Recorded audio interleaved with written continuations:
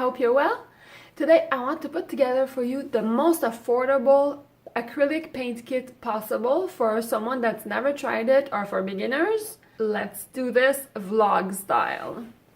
Let's talk about colors. You don't need 100 colors, you need 5 colors. So you need a blue, a red, and a yellow with some black and white.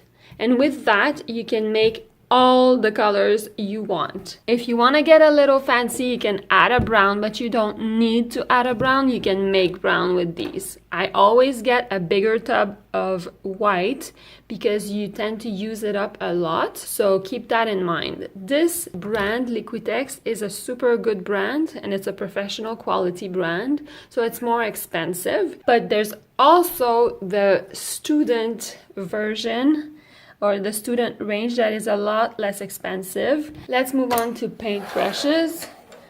You don't need that many paintbrushes. At first, when you learn, you should just get a large brush, a medium brush, and a detailed brush.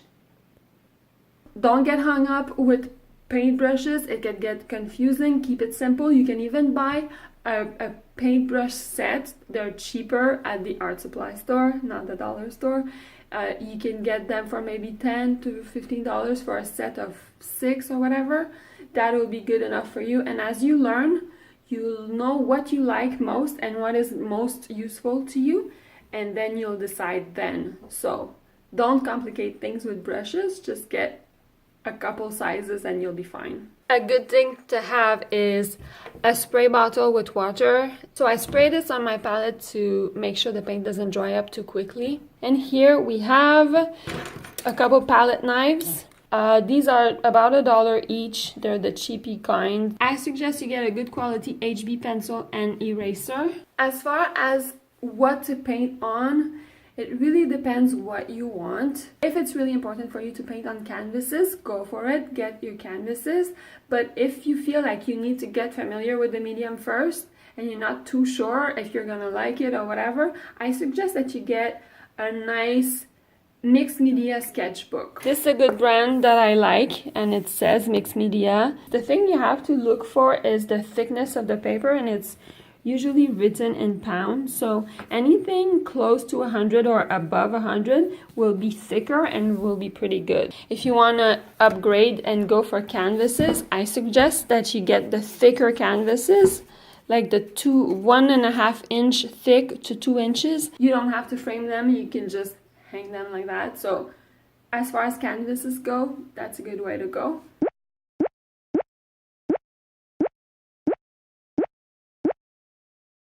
So that's really all you need. Now we're gonna talk about other things like add-ons or alternatives that you can use, but really whatever is the bare minimum is what I just mentioned. So if you noticed, I didn't talk about palettes like to mix your colors on.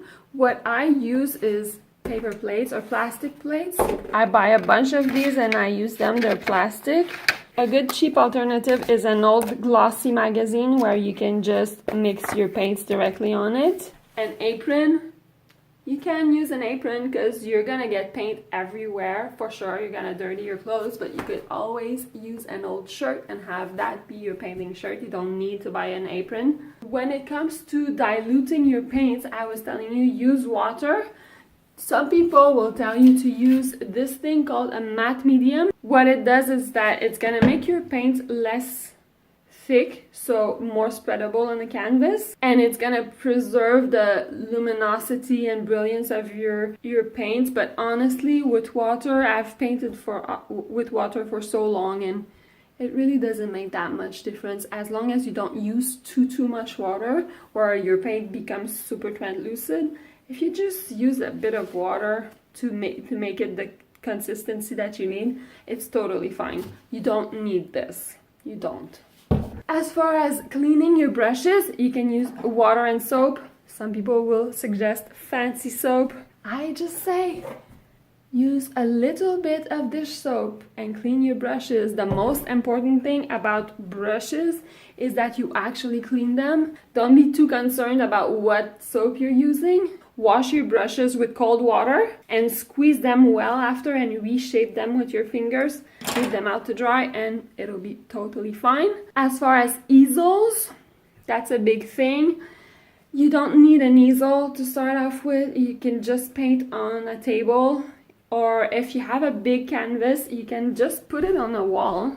If you don't want to dirty your wall, you can put some plastic underneath, but I would probably suggest that you dedicate a wall for painting. Easels are super expensive and you don't necessarily need one. The one thing I would recommend you, it would be to make sure that you leave your paints out at all times. What I mean by that is that if you get a nice little carrying case and you put all your stuff in and you put it in a drawer somewhere, you're not gonna paint. It's better to leave them out somewhere. So find a corner of your room or of your house where you can leave your stuff out.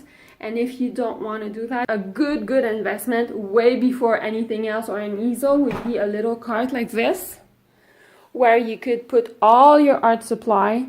It has wheels, you can wheel it to your kitchen, to your living room, wherever you want. It's super practical, it's not expensive. I bought it at IKEA for 35 bucks. So that's my advice for the starter kit. Let me know if I forgot anything, and I'll see you in a couple of days for another one. Don't forget to subscribe and hit the bell if you want to be notified. I would love to have you back, and I'll see you soon. Bye.